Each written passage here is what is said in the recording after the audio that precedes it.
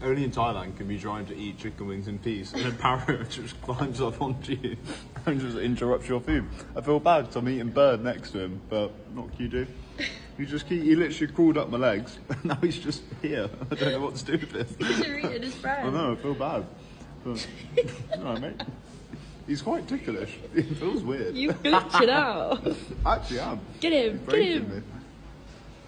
I can never really tell where he is, I just know he's on me somewhere. He's biting your bag. Hey. Little bastard. But yeah, cafe parrot apparently. I can just feel like movements. He's getting in your collar. Oh dear. Feels weird though.